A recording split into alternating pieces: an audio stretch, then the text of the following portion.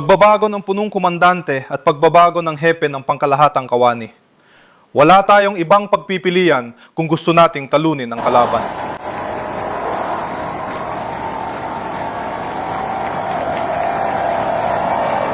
Mga tao, ang problema kasi gusto talaga nilang umalis at tama lang naman yun.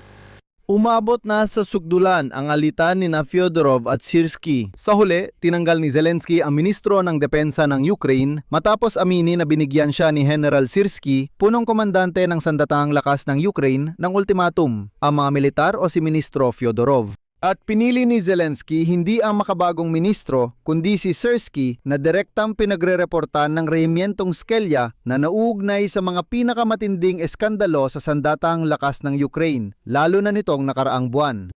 Mayong araw, ika-6 ng Hulyo, 12-12 ng mga lungsod sa buong Ukraine ang lumabas sa mga lansangan bilang suporta kay Fedorov.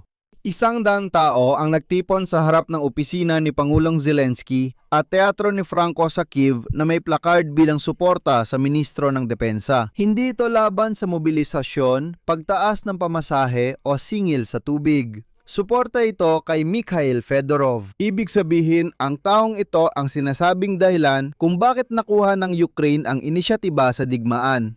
Madalas din nating tinalakay ang mga long-range na pag-atake sa Russia, blockade ng Crimea at pagabol sa shadow fleet ng Russian Federation sa Dagat Itim at Dagat Azov. Bahagi ito ng tagumpay ni Fedorov, ngunit tinanggal siya sa trabaho. Alam niyo ba sagot ni Zelensky sa protesta? Sabi niya, ginagawa lang ng mga tao ang gusto nila. Hayaan silang mag-rally dahil demokrasya yan. Yun lang. Himay-himayin natin ang kwentong ito dahil mas malalim ito kaysa akala. Ano ang tunay na dahilan ng pagtanggal kay Mikhail Fedorov? Ano talaga ang sinabi niya sa briefing? Sigurado akong napapahawak sa ulo ang mga tao sa opisina ng presidente. Diretsang sinabi ni Fedorov na ang problema sa mobilisasyon ay hindi sa mga tanggapan ng recruitment kundi sa ginagawa ng pamunuan ng sandatahang lakas ng Ukraine sa lokal na lugar.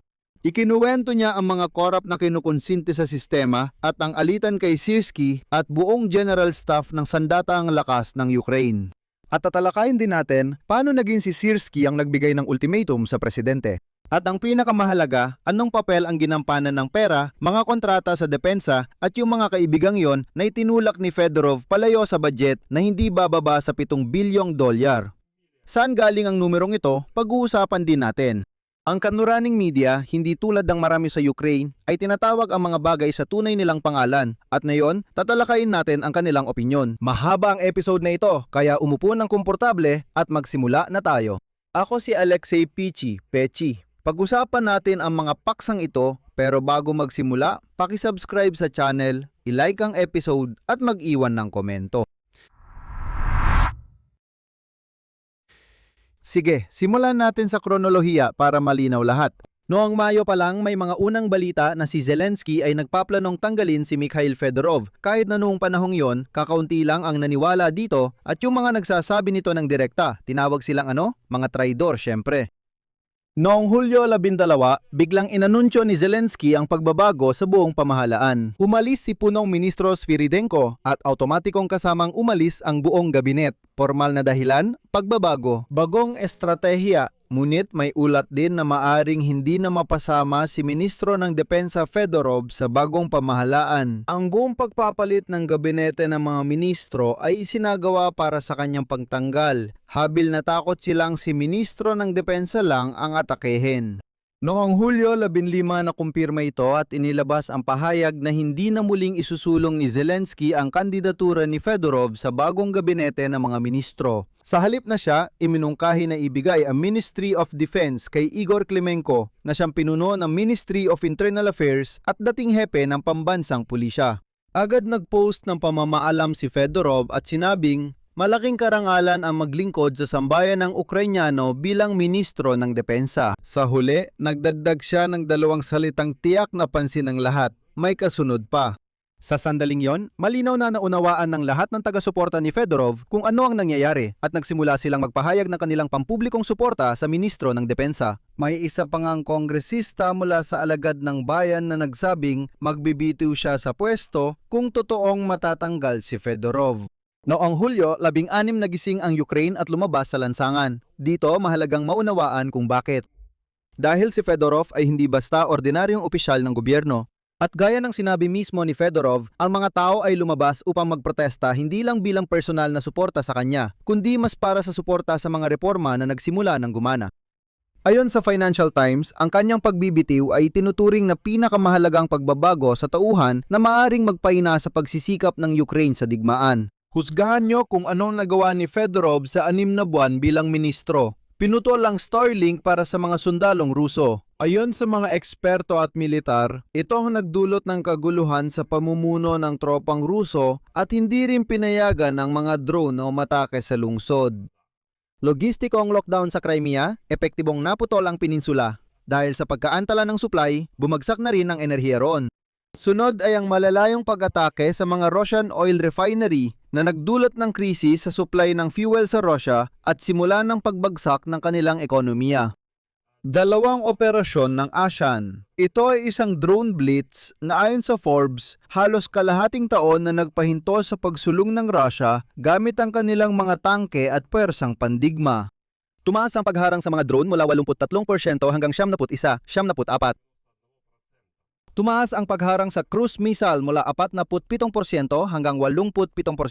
May problema pa sa mga balistikong misil pero nasosolusyonan na rin ito. Sunod, paggawa ng 10 milyong drone kada taon. 47 kasunduan tungkol sa drone kasama ang mga katuwang. Gaya ng alam ninyo, kakapresenta lang niya ng reforma sa serbisyo militar pero tinanggal siya sa trabaho ngayon sa gitna pa ng digmaan at sa rurok pa ng mga resulta. Ibig sabihin, hindi mo masasabi na kamit na niyang lahat ng binalak niya. Ang tanong na bakit, buong bansa na ang nagtatanong ngayon.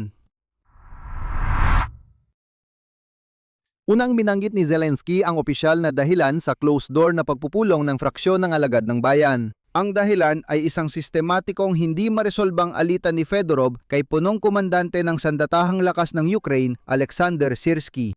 Kinumpirma ito ni Fedorov sa publiko. Ngayon, ibabahagi ko ang direktang sipi mula sa Pangulo ayon sa isang kongresista. Magkaibang mundo ang ginagalawan nila. Si Misha Fedorov ay nais gawing digital at sistematiko ang lahat gamit ang teknolohiya, samantalang iba ang militar. Gusto lang nilang mapakinggan sila. Humihiling sila na bumili ng isang uri ng armas pero tumatangi siya at pinupundohan ang ibang mga prioridad. Hindi na lang talaga sila nagkakaintindihan. Narito pa ang isang detalye na nagpapakita ng kabalintunaan ng sitwasyon. Mula, ito ang mga salita ni Zelensky. Umaabot na sa kabalintunan. Sabi ni Syrskyi sa akin, walang inilaan si Fedorov para sa mga operasyon. Pagkatapos, pumupunta si Fedorov at sumasagot, naibigay na namin ang lahat. Mali lang ang paggamit nila, hindi tama at hindi sa tamang lugar. Paulit-ulit lang. Kaya dito, linawin na natin agad. Pumunta si Alexander Syrskyi kay Presidente at nagreklamo na si Fedorov ay bumibili ng mga bagay na di naman niya hiniling. Sinabi ni Fedorov na madalas humihiling ang General Staff ng Sandatahang Lakas ng Ukraine na bumili ng parehong bala mula sa isang tagagawa. At ang kagawaran ng tanggulan sa panahong yon ay nagsasagawa ng kung ano-anong mga bidding at hindi raw ito nagugustuhan ng mga sundalo. Hindi ako gagawa ng anumang konklusyon. Pero ang pagbili mula sa isang particular na supplier ay hindi palaging tungkol sa kalidad. Minsan, ito ay tungkol sa areglo. Ngayon, pinaka-interesante ang pag-amin ng presidente mula mismo sa closed-door meeting kasama ang isang miyembro ng Servant of the People. Sinabi ni Zelensky na sa totoo lang, dapat tanggalin pareho sina Fedorov at Syrskyi pero hindi niya ito kayang gawin ng sabay sa ngayon. Pag-isipan ninyo yon. Aminado ang presidente na dapat tanggalin ang punong commander ng OM pero ministro lang ang tinatanggal niya. Tatalakayin natin mamaya kung bakit ganun ang desisyon at malamang hindi ninyo magugustuhan ang sagot. Ikinuwento ng isang miyembro ng Servant of the People kung paano ito nangyari sa closed-door meeting. Narito ang kanyang pahayag. Malinaw na hirap ang presidente na pag-usapan ito. 10 minuto niyang pilit na inilalabas at maingat na pinipili ang mga salita para ipaliwanag ang desisyon niya. Kinabukasan, sinabi ni Zelensky sa publiko, sa panahon ng digmaan, hindi dapat gumawa ng ganitong pagpili ang presidente. Gusto ko talaga ng pagkakaisa, pero hindi ito nahanap ng magkabilang panig at hindi lang ito problema ng mga panig, kundi pati na rin problema ko. Habang nagpoprotesta ngayon ang mga Ukrainyano sa iba't ibang lungsod, nagbriefing si Ministro ng Depensa Fedorov. Dito sinabi ni Fedorov ang lahat ng iniisip niya. Ang pangunahing pag-amin ni Fedorov tungkol sa ultimatum na iyon. Kinumpirma ni Mikhail Fedorov na noong siya ay tinalaga bilang ministro ng depensa, iminungkahi na niya kay Pangulong Zelensky na palitan si Syrskyi na tinatawag ng mga sundalo na berdugo. At hindi lang siya, heto ang CP mula kay Fedorov. Anong desisyon ang iminungkahi? Mga radikal na desisyon ito sa tauhan, pagpapalit ng punong komandante at hepe ng General Staff. Wala tayong ibang paraan kung gusto nating talunin ang kalaban ng asimetriko na may pinakamakaunting kaswalti kung saan ang malalakas na leader at komander ay uunlad at hindi sila basta-basta tinatanggal. Hindi sinuportahan ni Zelensky ang pagpapalit, ngunit ng tiwala kay Syrskyi. Ayon sa kanya, si Fedorov ang nagdesisyon. CP. Nang sinabi ng presidente na di niya planong tanggalin si Syrskyi, desisyon niya yon bilang pinakamataas na komander. Sumang-ayon ako at handa akong makipagtulungan sa kanya. Ayon kay Fedorov, wala siyang ultimatum at handa siyang magtrabaho sa kasalukuyang ayos. Kung si Syrskyi ang nandoon, makikipagtulungan siya rito. At ito ang susi. Ayon kay Fedorov, pero naranasan namin ang ganap na pagharang sa lahat ng aming mga inisyatiba. Sabi ni Fedorov, ayaw ni Syrskyi talakayin ng hayagan ang anumang problema ng harap-harapan. Ayon sa kanya, handa siyang maghasik ng intriga, magpakalat ng tsismis tungkol sa bayarang kampanya at magdulot ng pagkakabaha-bahagi. Binuo ni Fedorov ang katapusan ng kwento sa isang pangungusap. Sa huli, nagbigay ng ultimatum ang punong komandante sa presidente kahit ako ay handang makipagtulungan.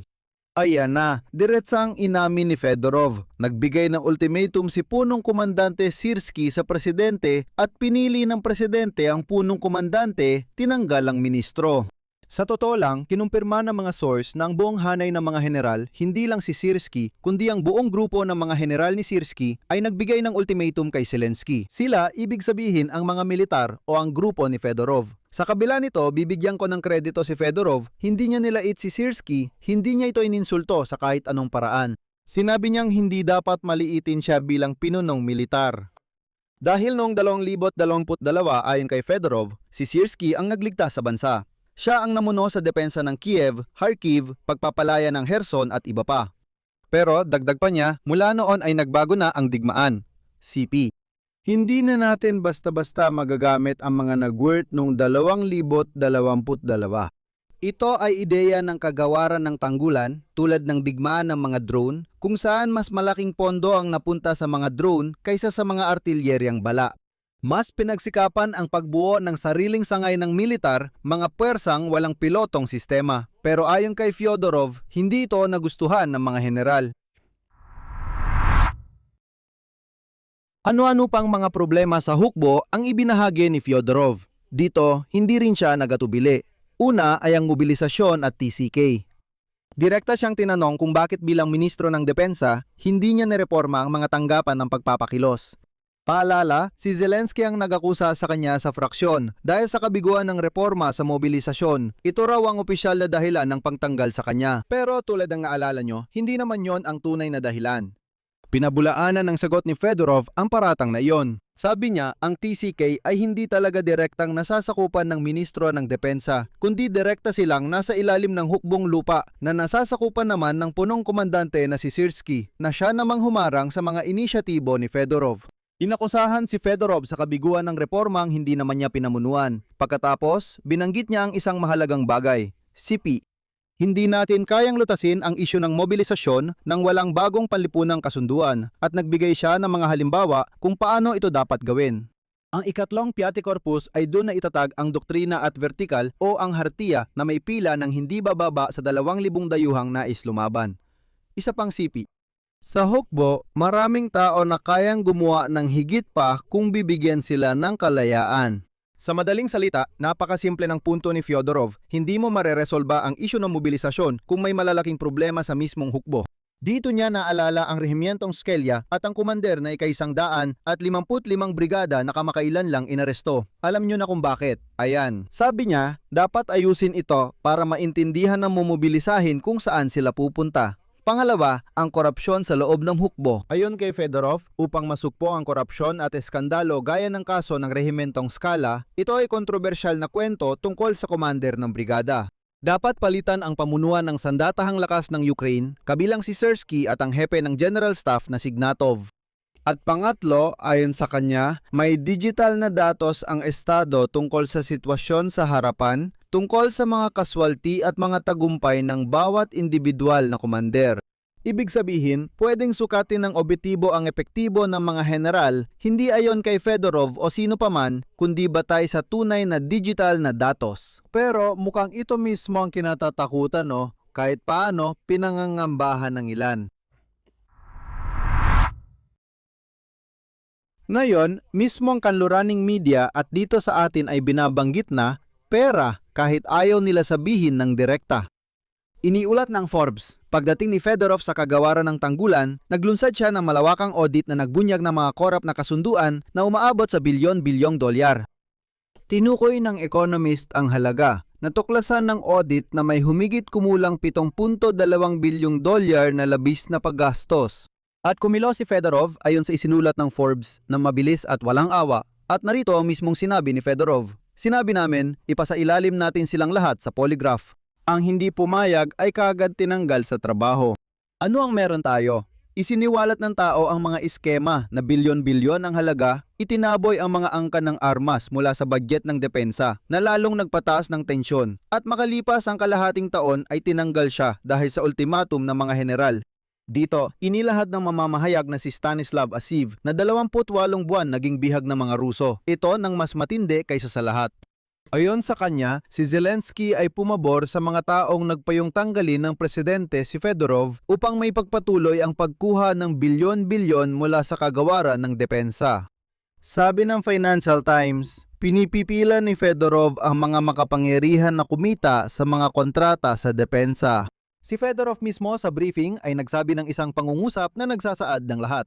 Kapag may 70 katao na lumalapit sa Pangulo na nagkaproblema matapos ang aming trabaho sa kagawaran ng depensa ng Ukraine, siguro mahirap para sa kanya bilang isang tao na suriin ang lahat ng ito at gumawa ng tamang desisyon.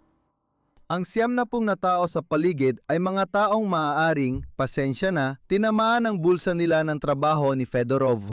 At sa ganitong kalagayan, ang reaksyon ng hukbo at ng lipunan. Nagbitiw si Colonel Pavel Yelisarov, pangalawang kumander ng Puwersang Panghimpapawid bilang protesta at tinawag na ganap na kasamaan ng pagtanggal kay Fedorov. Umalis ang mga tagapayo ng kagawaran ng tanggulan sina Sergei Beskresnov, ang maalamat na Flash, at si Sternenko na sumulat ng CP, mas lalo nang lumayo ang Estado mula sa tagumpay. Inihayag ni Paturaev ng Partido ng Alagad ng Bayan na isusuko niya ang mandato bilang kinatawan dahil sa pagtutol sa patakaran sa mga tauhan. Hinili ni Euro Commissioner sa Tanggulan, Kubilius ang paliwanag at tinawag ang pangyayari na malaking sorpresa para sa buong EU. Ang militar mula sa administrasyon ng Kherson na si Belkovsky ay sumulat. Sa lahat ng ministro ng depensa mula simula ng pananakop, siya ang pinakamahusay. Ang mga hindi nakikitang hadlang para sa mga gumagawa ng drone ay halos agad na nawala. Ngayon, imbes kay Fedorov, malamang na ang bagong ministro ng depensa ay si dating ministro at kasalukuyang ministro ng Panlob, Klimenko. Si Klimenko ay isang pulis, isang tao ng sistema, isang tao ng disiplina, pero hindi talaga siya isang tao ng teknolohiya. At ngayon, diretsahan ang sinusulat ng mga kanluraning taga-Mased. Si Klimenko ay perpektong nababagay sa mga general at mga kontratista. At ng huling bahagi ng episode na ito, inalok ni Zelensky si Fedorov na manatili, maging isang tagapayo o maghanap ng kahit anong ibang posisyon sa kanyang team. Tumanggi si Fedorov. Hindi ko kailanman ginuston maging ministro, manatiling ministro o maghanap ng posisyon para sa sarili. 7 taon akong katuwang ng presidente sa mga reforma.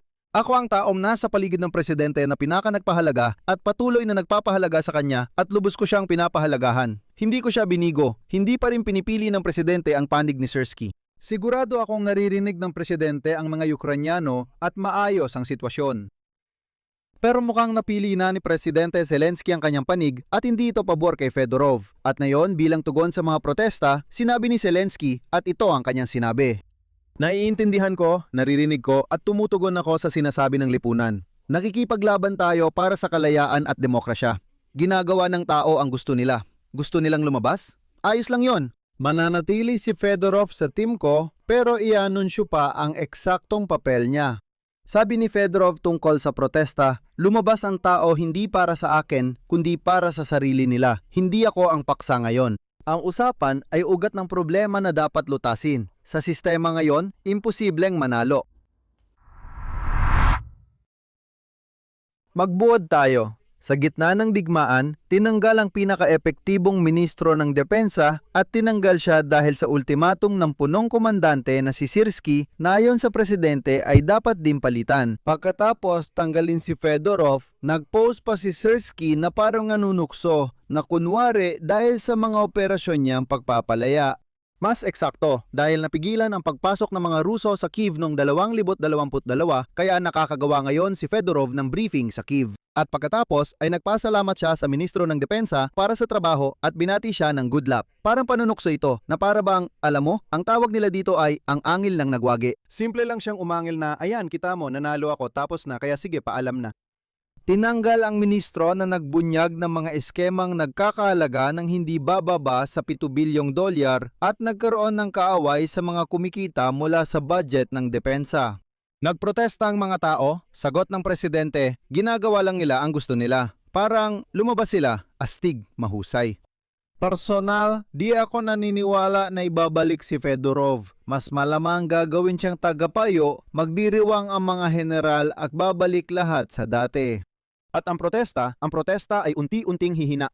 Hindi pabor kay Zelensky na makabangga ngayon si Alexander Syrski na tila may walang limitasyong kapangyarihan sa presidente. Pero inuulit ko, ito ay mga hinala lang. Ito ay mga sarili ko lang na hinala. May isang bagay na pinaalala sa akin ng kwentong ito.